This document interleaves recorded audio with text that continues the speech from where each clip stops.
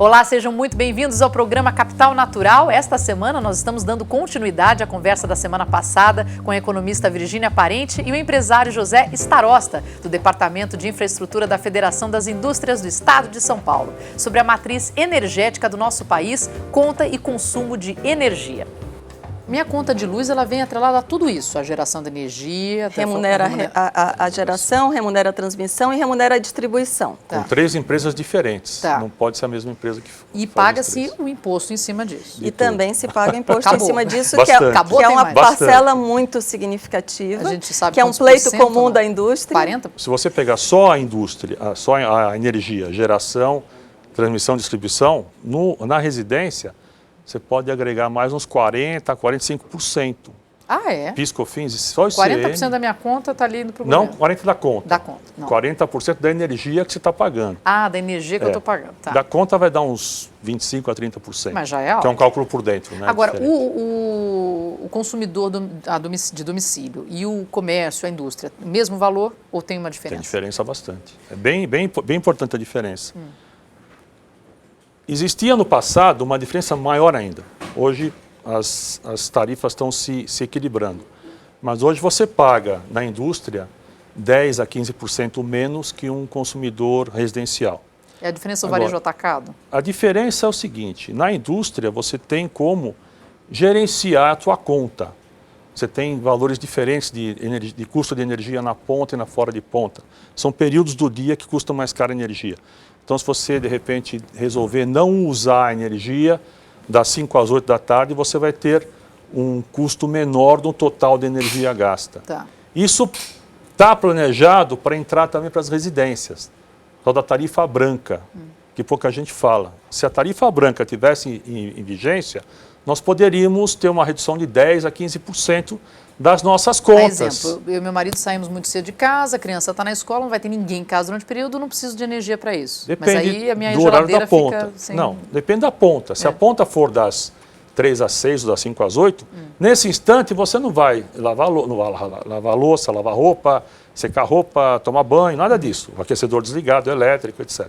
Então você consegue fazer a gestão da tua energia. Sim, só a geladeira vai ficar ligada, eu sei o que precisa. Por exemplo. Tem um lado controverso, essa possibilidade de gerenciar acrescenta mais eficiência ao sistema, significa, olha, eu não preciso impactar mais a natureza, porque em energia não tem almoço de graça, né? Não importa, ainda que seja a Gisele Bündchen do momento, que é energia eólica, que é alta, magra, esguia, etc., né? Que está aí todas as propagandas, mesmo ela, você tem impactos sobre a natureza, né? Às vezes você tem uma aldeia de pescadores e de repente você tem um parque eólico na montanha e aí eles têm que dar uma volta enorme e antes eles só atravessavam a montanha porque aquela área ali virou um parque eólico e eventualmente é uma área de servidão que não pode ser ultrapassado. Então, assim, tem efeito eventualmente eletromagnético, um pouco de barulho e todas elas têm algum efeito. As térmicas, de um modo geral, poluem. Se você vai fazer uma análise do berço ao túmulo,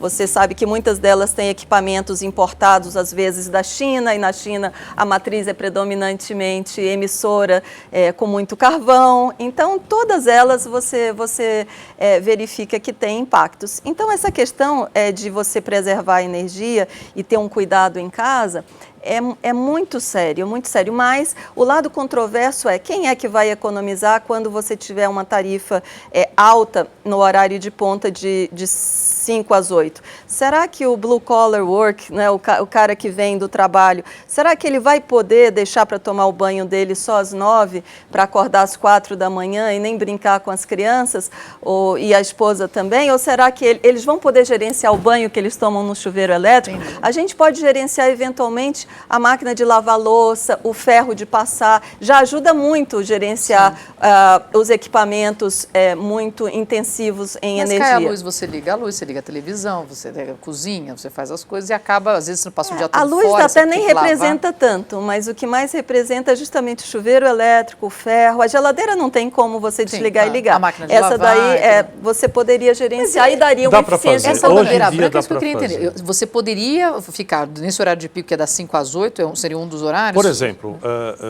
normalmente o pessoal tem boiler em casa, aquecedor, ou a gás não tem nada a ver, mas se for elétrico.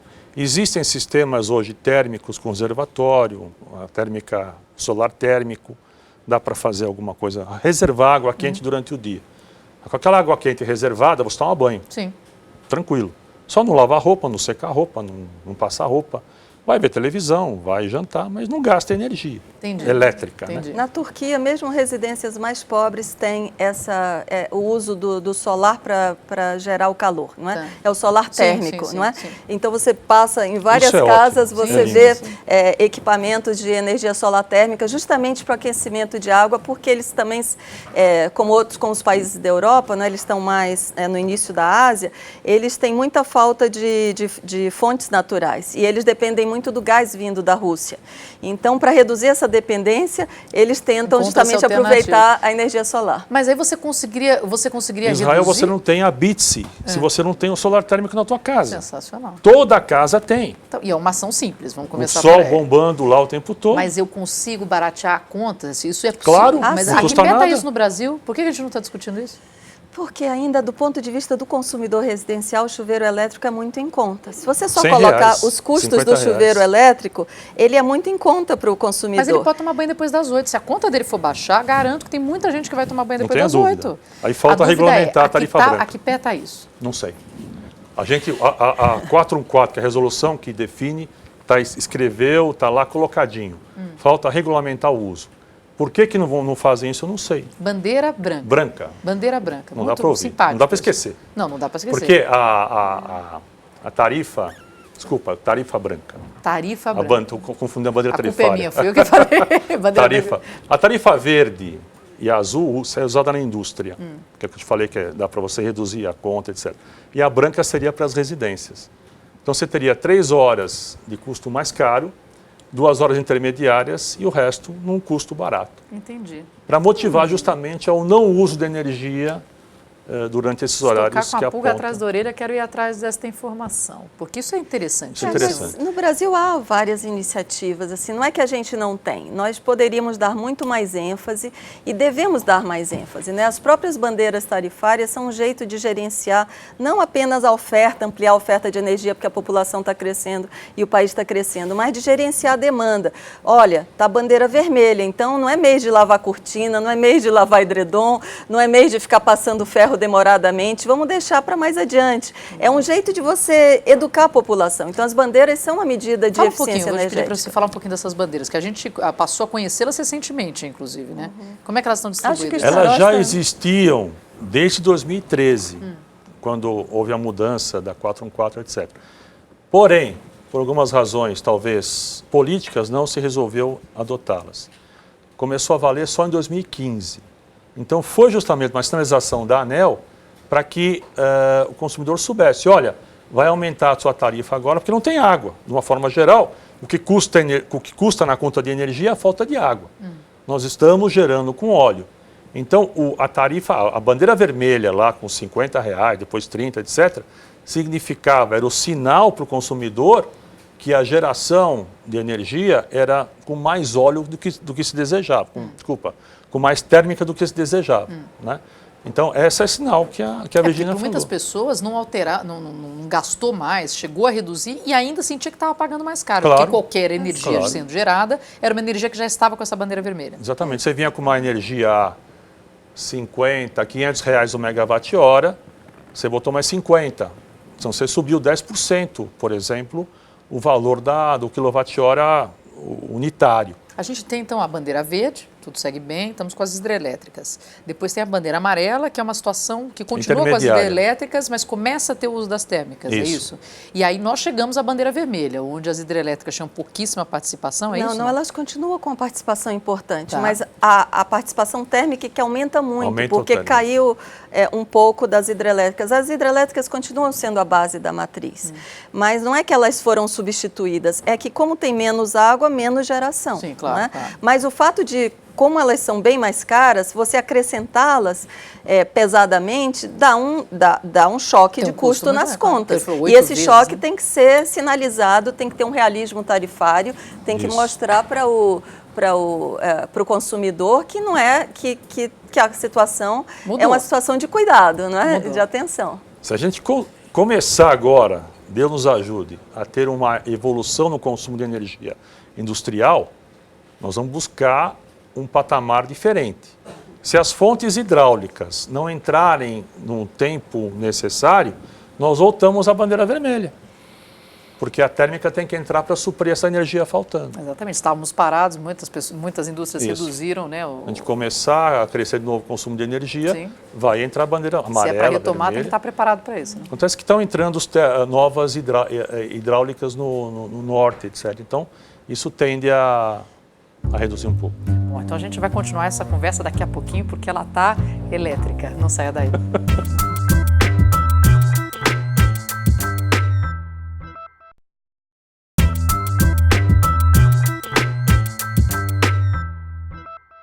Olá, estamos de volta com o programa Capital Natural, que hoje liga os pontos entre a nossa matriz energética e a conta de luz que chega em casa todo mês, muitas vezes causando grande espanto. Estamos conversando com a economista Virgínia Parente e o empresário José Starosta.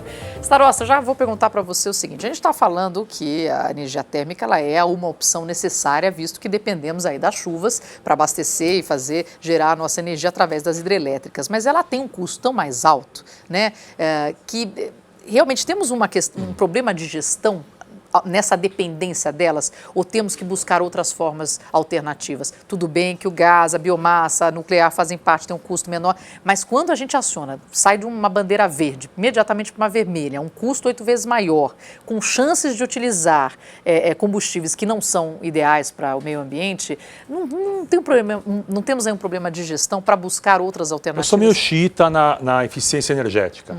Eu acho que a gente não consegue... Você já se define assim, a gente já descobre. A gente não consegue fazer programas legais. Não. Né?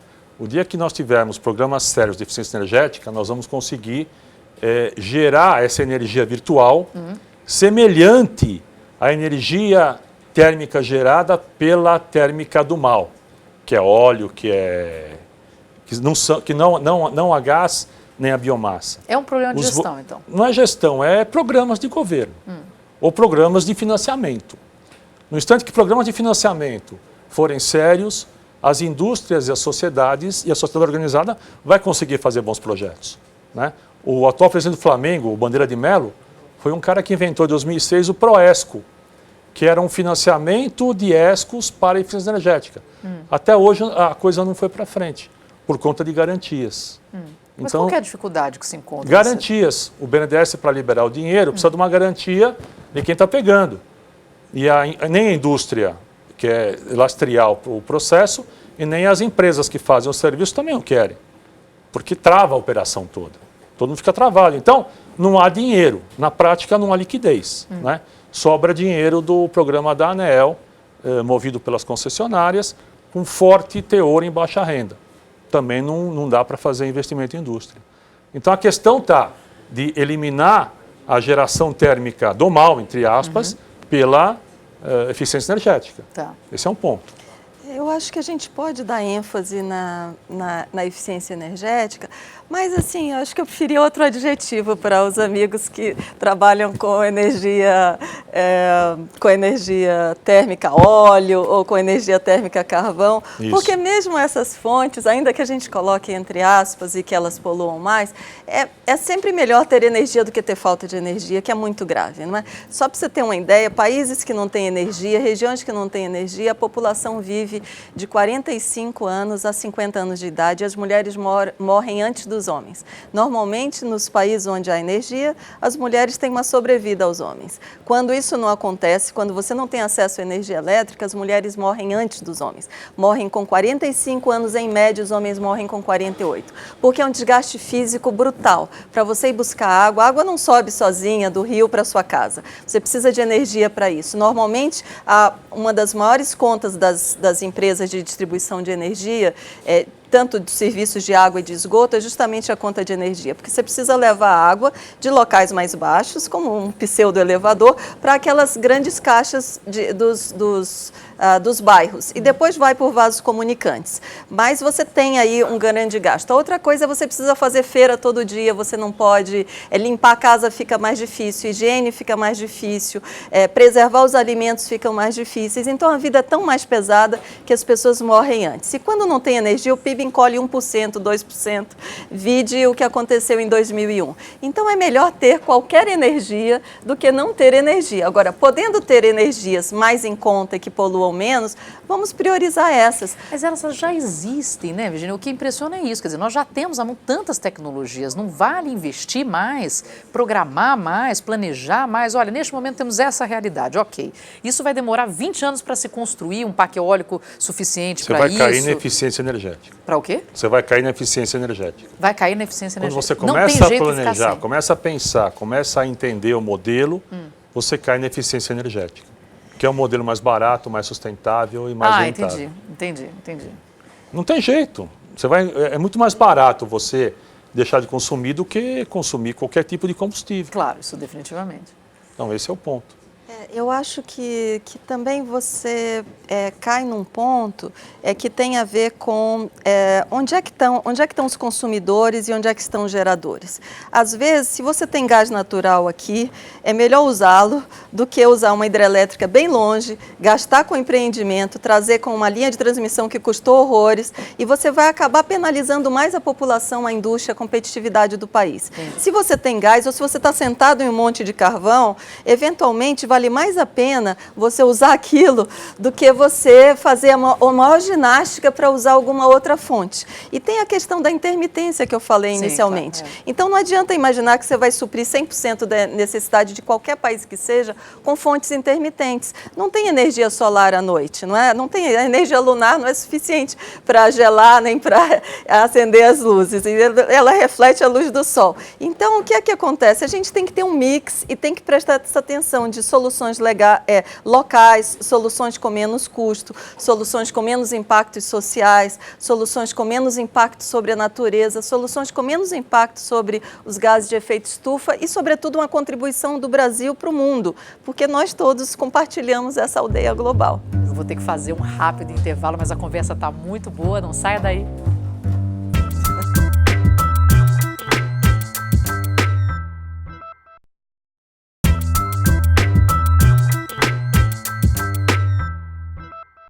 Olá, estamos de volta com o programa Capital Natural, que hoje liga os pontos entre a nossa matriz energética e a dolorosa conta de luz que cada um de nós e também as empresas têm de pagar no final do mês. Nós estamos conversando com a economista Virginia Parente e o empresário José Starosta.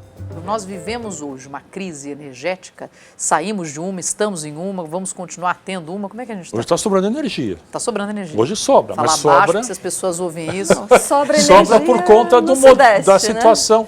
Né? No Nordeste a coisa está feia. O PLD, o custo da energia de curto prazo está em torno de uns 250, 270 megawatt-hora. Mas como a participação é pequena, a gente não considera, mas é verdade.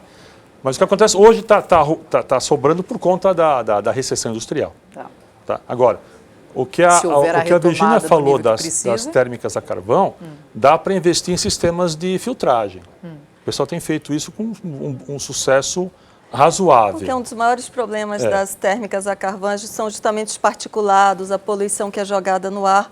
Mas você ainda tem a questão do gás carbônico, não é? Que ela não evita tanto. Por isso que a China, a matriz chinesa, é tão feia, porque é muito baseada em térmicas a carvão. Né? Embora, percentualmente, em termos absolutos, é o país que mais investe atualmente em energia eólica. Então, é uma grande contradição. Puxa, como é que o país que mais investe em energia eólica é o país que mais polui? E é verdade, porque eles têm, enquanto nós temos uma matriz com a base hídrica, eles têm uma matriz com uma base a carvão.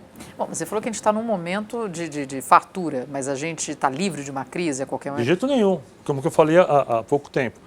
Se a indústria voltar a crescer, vai faltar energia para a gente. Você acha que até o fim do ano isso já é possível? Não. Aí é problema político, né? Tá. A indústria vai crescer quando a situação política estiver resolvida. Isso não tem jeito. Acho que um dos ganhos que a gente teve nos últimos tempos foi a criação da EP, da Empresa de Pesquisa Energética, que é um braço de planejamento do Ministério de Minas e Energia. E por que isso daí foi um ganho? Porque você tira o planejamento de dentro de uma infraestrutura que, quando troca o presidente, trocam os primeiros escalões, trocam os gerentes, trocam os diretores, e aí até essas pessoas tomarem pé, você perde um tempo. Quando você tem uma burocracia mais estável, essa burocracia ela vai aprendendo, ela entra por concurso de um modo geral e ela continua. Então você tem um grande ganho. E um dos problemas de qualquer país em relação à oferta de energia é que você precisa fazer esse planejamento de uma maneira antecipada, porque uma hidrelétrica leva uns 4 a 5 anos para ficar pronta, no mínimo. Uma térmica, depende, mas assim, de uns 18 a 24 meses para ficar pronta. Então, se a economia volta a bombar, você tem que ter planejado isso com antecedência. Sim. E a gente está tendo uma certa sobra, porque alguns empreendimentos estão entrando no momento de oferta, de queda da demanda. Então, além de você ter água, você tem novos empreendimentos, alguns estão atrasados, não está prejudicando, e a gente tem um outro desafio para um país de tamanho continental, que é justamente a questão das linhas de transmissão, que existem, mas precisam ser em maior quantidade. Esse é um grande desafio, porque quando chove no norte, não necessariamente chove no sudeste, nem chove no nordeste, nem chove no sul. E se a gente tem esses vasos comunicantes, puxa, isso daí dá um grande ganho de competitividade para o país e melhora o preço, e melhora a segurança energética e melhora o impacto na natureza. Vocês acham que a gente está num momento onde os custos ambientais vão começar a fazer parte desse custo de energia ou não? Tem que fazer, porque isso é natural, né? O mundo está caminhando nisso. Então, quem der as costas para essa realidade vai acabar se dando mal, porque você vê, o petróleo está $30 o barril por conta do shale gas, quer dizer, houve uma mudança. Você falar que o petróleo vinha a $30 em 2016, agora a 30, né? 30. Depois de ter batido 100. É loucura. Então, o que me parece claro, e eu tenho essa impressão, isso é muito particular, que o pré-sal vai micar. Nós fizemos um programa inteiro sobre isso. Eu acho que o pré-sal vai micar. Ainda vai ao ar. Eu, sinceramente, espero que isso aconteça. Tá. Né? Calma lá, eu tinha ações da Petrobras. Não, eu não espero que isso aconteça.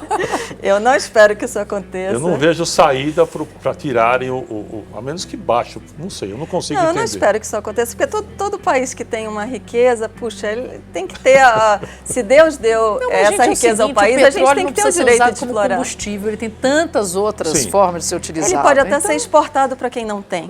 Mas continua saindo para o ar. Mas gerando riqueza. Vai fazer batom, vai fazer cosmético, vai fazer plástico. A Virgínia está preocupada com a idade das mulheres, né? Entendi.